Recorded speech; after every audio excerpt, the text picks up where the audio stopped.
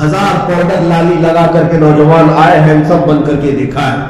तुम्हारी जवानी में हो सकता है तुम चमक लोगे, हो सकता है तुम्हारी जवानी में जब तक जिस्म महफूज है, तुम्हारी बॉडी सलामत है, तुम लोगों को दिखाकर कह सकते हो मैं स्मार्ट हूं, हैंडसम हूं। उम्र ढलने दो, थोड़ी उम्र जाएगी, चेहरे पर झुर्रियां, कमर टेढ़ी हो जाए, बालों में सफेदी आए, आंखों की बीमारी कम, दांत हिलने लगे, दुनिया तो छोड़ो देखना ही छोड़ देगी। तुम खुद अपना आईने में मुंह देखना छोड़ दो, तुम्हें खुद अच्छा नहीं लगेगा मैं कैसा था अब कैसा हो गया।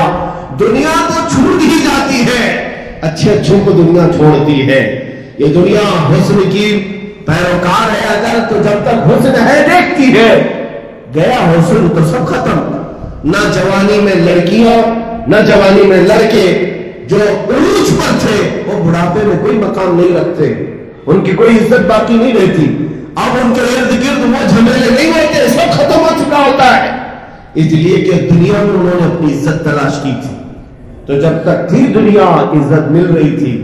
लेकिन जिन्होंने रसूलुल्लाह के कदमों में इज्जत ढूंढी, हुजूर पाक के कदमों में जिन्होंने इज्जत ढूंढी, मेरे अजीजों हमने देखा है उन गुलामों की अगर उम्र 70-80 साल की भी हो जाए, 70-80 साल की भी हो जाए, एक आलिम रब्बानी की इज्जत में और खूबसूरती में कोई कमी नहीं आती, कोई कमी नहीं आती।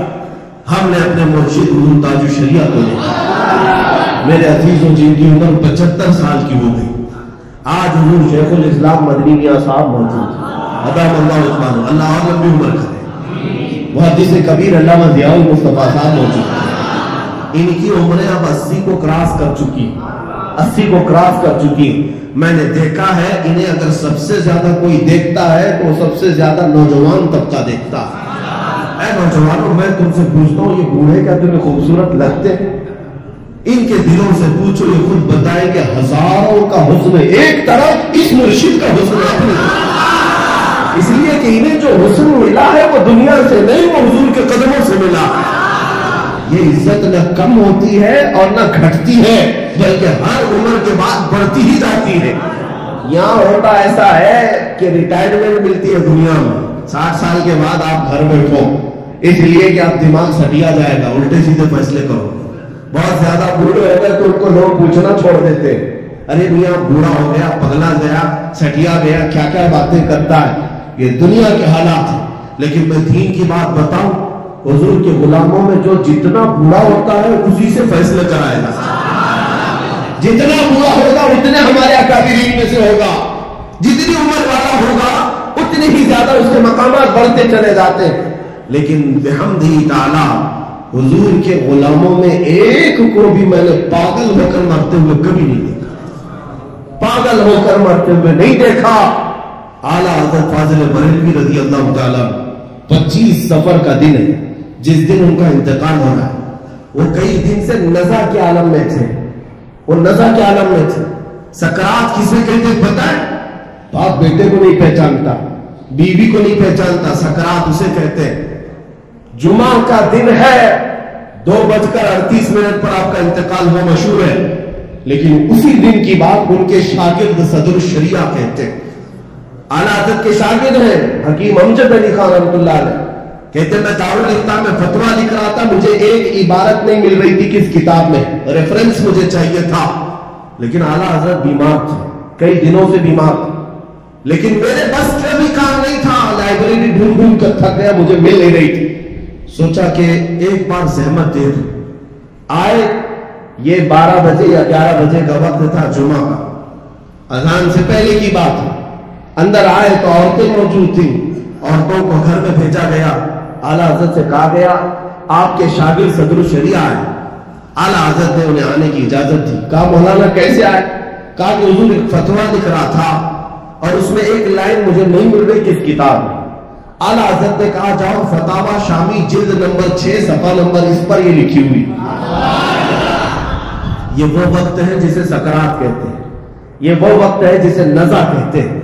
सदरुल शरिया कहते हैं मैं जल्दी से वापस आया, दारुल इफ्ता में बैठ करके मैंने वही किताब उठाई जो वैल्यूम, जो जिल्द नंबर आपने कही, वही सफा खोला तो ऐन उसी लाइन में मुझे वो इबारत मिल गई।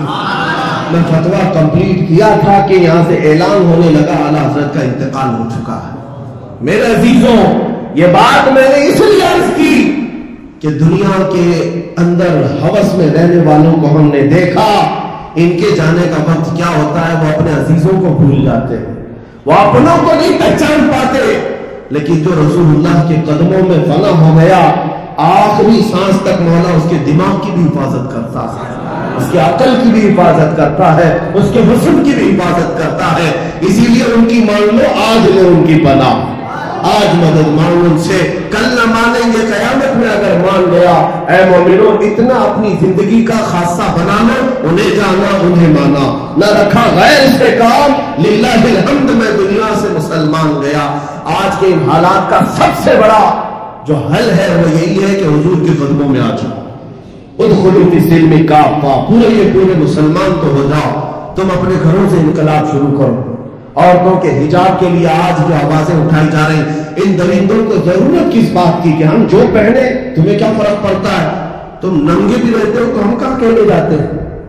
تم کیا کہتے ہو، کیا کھاتے ہو، کیا پیتے ہو؟ ہم نے کبھی کہا؟ کبھی کسی نے پیشاب پی لیا، گوبر کھا لیا، ہمیں کوئی فرق نہیں پڑتا، ہمیں کیا فرق پڑتا ہے؟ آزاد ملک ہے، تم جو کھانا چاہو جو پینا چاہو کھاؤ، لیکن ان درندوں کو تکلیف ہر مسلمان سے ہوتی ہے۔ تم گوشت نہیں کھا سکتے، تم ٹوپی نہیں پہن سکتے، تم داڑھی نہیں رکھ سکتے، تم دوپٹہ نہیں اوڑھ سکتے، وہ حجاب نہیں پہن سکتے، ایک ٹیچر لپٹے آتی ہے دعا نہیں پڑھ سکتا، ایک مسجد کا امام تنہا سفر نہیں کر سکتا۔ حالات ابھی گجرات میں ایسے ہیں کہ ایک صاحب ہمارے ساتھ رہتے ہیں، کہتے میں گاؤں میں گیا تو پورے گاؤں والوں نے گھیر کر کہا آپ سے خرید و فروخت ہمارے لیے جائز نہیں، ہمارے مکھیا نے اعلان کر دیا مسلمان سے خرید و فروخت نہیں ہو سکتی۔ یہ زہر ہے، یہ زہر ہے میرے عزیزوں۔ انہیں قرآن پسند نہیں، انہیں رب الجلال کے نام پسند نہیں، حضور پاک کا نام پسند نہیں، ہر چیز ہماری ناپسند ہے، تو پھر تم کس کے پیچھے لگے ہوئے؟ قیامت کے دن اللہ کی بارگاہ میں جواب دینا۔ یہ قوم دشمنی میں تل رہی تھی، تم اس کو راضی کرنے کے لیے آگے پیچھے گھوم رہے تھے۔ اے مسلمانوں، آج اگر کسی کو راضی کرنا ہے تو مولا کو راضی کرنا، وہ صرف ایک سجدے میں راضی ہوتا، اس رسول کو راضی کر لو جو ایک درود میں راضی ہوتا، اور اس دنیا پر پوری طاقت بھی چھوڑ دو، یہ نہیں راضی ہوگی تم سے، یہ راضی نہیں ہوگی۔ حجاب کے مسئلے کو آپ یہ سمجھ رہے پروٹیسٹ کرنے سے ختم ہو جائے گا، ہم اپنی طاقت دکھائیں گے؟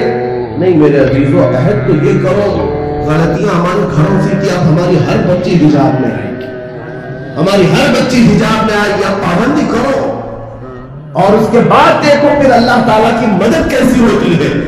ایک بار جب تمہیں حکم دیا مولا نے کہ اس طرح سے تم ڈھل جاؤ میرے نبی کے اخلاق میں، پھر ہوگا کیا؟ کفر دم توڑ دے گا ٹوٹی ہوئی شمشیر کے ساتھ۔